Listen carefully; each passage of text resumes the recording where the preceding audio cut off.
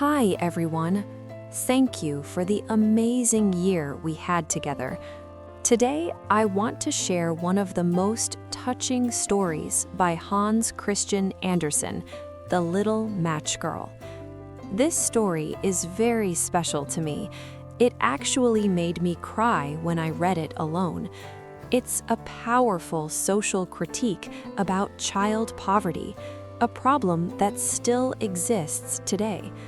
The story shows a big contrast between the warmth of the girl's dreams and the brutal cold of reality.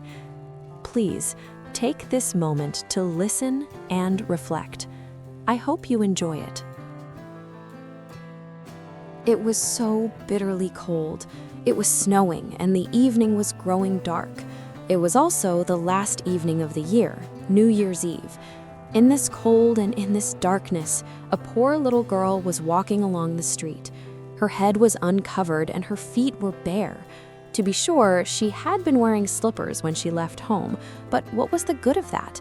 The slippers were quite big. Her mother had used them last, they were so big. And the little girl had lost them when she hurried across the street, just as two carriages went rushing past at a frightful speed. One slipper was nowhere to be found, and a boy had run off with the other. He said he could use it for a cradle when he had children of his own. There walked the little girl now on her tiny bare feet, which were red and blue with the cold. In an old apron she had a lot of matches, and she carried a bunch in her hand. No one had bought any from her the whole day. No one had given her a single shilling. Hungry and frozen, she looked so cowed as she walked along, the poor little thing. The snowflakes fell on her long golden hair, which curled so prettily about her neck.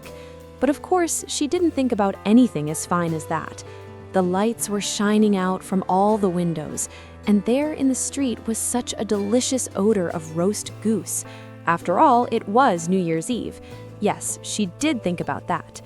Over in a corner between two houses, one of them jutted a little farther out in the street than the other, she sat down and huddled.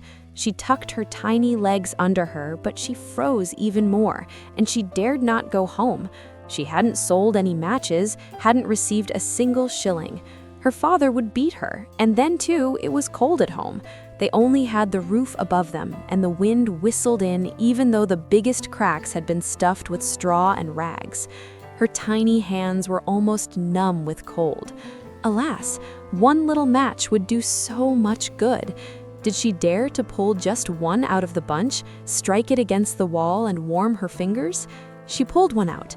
Scratch. How it spluttered, how it burned.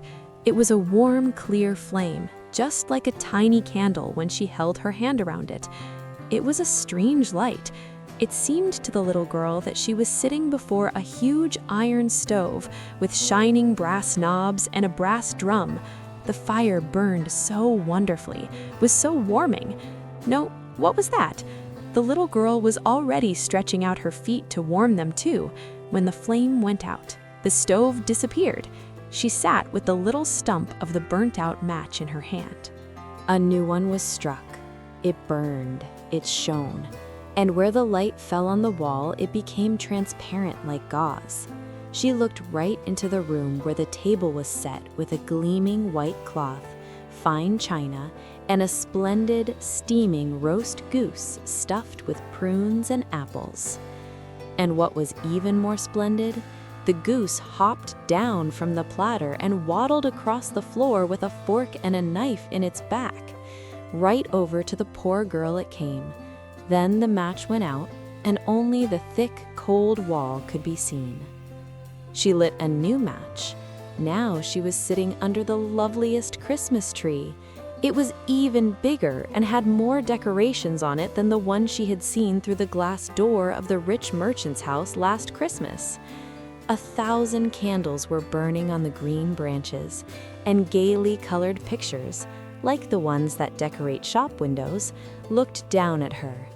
The little girl stretched out both hands in the air. Then the match went out. The many Christmas candles went higher and higher. She saw that they were now bright stars. One of them fell and made a long, fiery streak in the sky.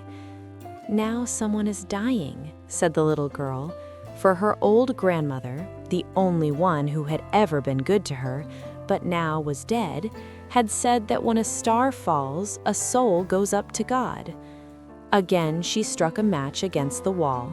It shone around her, and in the glow stood the old grandmother, so bright and shining, so blessed and mild. "Grandma," cried the little one, "oh, take me with you. I know you'll be gone when the match goes out, gone just like the warm stove, the wonderful roast goose, and the big heavenly Christmas tree." And she hastily struck all the rest of the matches in the bunch. She wanted to keep her grandmother with her.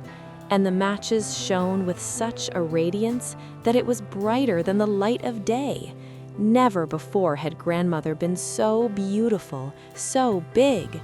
She lifted up the little girl in her arms, and in radiance and rejoicing they flew so high, and there was no cold, no hunger, no fear. They were with God. But in the corner by the house, in the early morning cold, sat the little girl with rosy cheeks and a smile on her face, dead, frozen to death on the last evening of the old year. The morning of the new year dawned over the little body sitting with the matches, of which a bunch was almost burned up. She had wanted to warm herself, it was said. No one knew what lovely sight she had seen, or in what radiance she had gone with her old grandmother into the happiness of the new year.